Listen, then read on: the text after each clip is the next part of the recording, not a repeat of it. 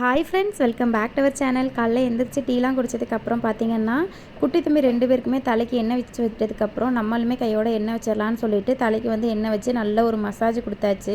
அதுக்கப்புறம் பார்த்தீங்கன்னா, சிம்பிளாக ஒரு கொண்டையை கட்டிட்டு துணி கொஞ்சம் தைக்க வேண்டியது இருந்தது, பிடிச்சடிக்க வேண்டிய துணி கிடந்தது. அதனால காலையிலேயே மிஷினில் உட்காந்தா தான் வேலையாகும்னு சொல்லிட்டு 1 வீக் அப்புறம் இன்றைக்கி தான் பார்த்தீங்கன்னா இது தைக்கிறதுக்கு விடிவு காலமே பிறந்திருக்கு. ஃபைனலாக எல்லா துணியுமே தைச்சி முடிச்சதுக்கப்புறமா ஹஸ்பண்ட் வந்து பரோட்டா வாங்கிட்டு வந்திருந்தாங்க. மார்னிங் அதுதான் சாப்பிட்டோம். தம்பிங்க 2 பேருக்கும் பார்த்திங்கன்னா இட்லி ஊற்றி விட்டுட்டேன். அவங்க சாப்பிட்டுட்டு அவங்கவுங்க வேலையை பார்க்க ஆரம்பிச்சிட்டாங்க.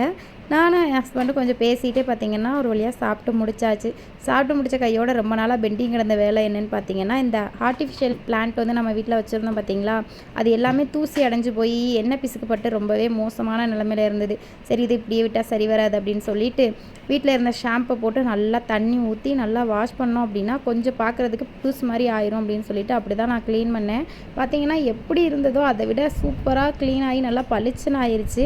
அது வெயிலில் காய வச்சு எடுத்துகிட்டு அந்தந்த ஜாடியில் வச்சு நம்ம வந்து எங்கெங்கெல்லாம் வைக்கணுமோ அங்கெங்கெல்லாம் வச்சு நம்ம வந்து டெக்கரேட் பண்ணிக்கிறலாம். இது எனக்கு ரொம்பவே பிடிச்சிருக்கும். 5 பீஸ் வந்து நான் மீஷோவில் தான் ஆர்டர் பண்ணி வாங்கினேன். அதுக்கப்புறம் நல்லா இருக்கிற துணினா என்னடா அந்த பிள்ளை அள்ளி கீழே போடுது அப்படின்னு பார்க்காதீங்க. ஷெல்ஃபில் நான் எவ்வளோ தான் நீட்டாக அடுக்கி வச்சாலும் என்னோடய ஹஸ்பண்டும் தம்பியும் பண்ணுற வேலை குழப்பி எல்லாத்தையும் ஒன்றா அள்ளி குத்தி வச்சுருவாங்க. எல்லாத்தையும் எடுத்து நீட்டாக மடித்து வச்சாச்சு.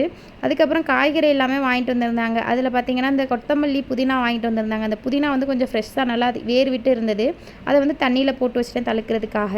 அன்றைக்கி வந்து பெயிண்டிங் பண்ண போகிறேன்னு சொல்லியிருந்தேன் பார்த்திங்களா, இதுதான் அந்த பெயிண்டிங். இன்னும் வந்து ஃபினிஷ் பண்ணலை. தம்பிங்க கத்திக்கிட்டே இருந்தனால என்னால் முடிஞ்ச அளவுக்கு கொஞ்சம் லைட்டாக பண்ணி வச்சுருக்கேன்.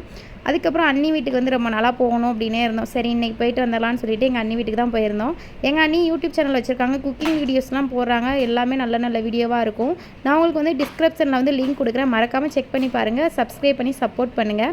வந்து நாங்கள் போன நேரம் பார்த்திங்கன்னா எங்கள் அண்ணி வந்து எனக்கு அவல் பாயாசம் தான் பண்ணி கொடுத்தாங்க. டேஸ்ட் வந்து சூப்பராக இருந்தது. அதுக்கப்புறம் அண்ணி வீட்டோட பேசிகிட்டு இருந்துட்டு வீட்டுக்கு கிளம்பி வந்தாச்சு. வந்தோடனே சாதம் வச்சு, ரசம் வச்சு, மீன் பொரித்து சாப்பிட்டுட்டோம். ஓகே, தேங்க்ஸ் ஃபார் வாட்சிங்.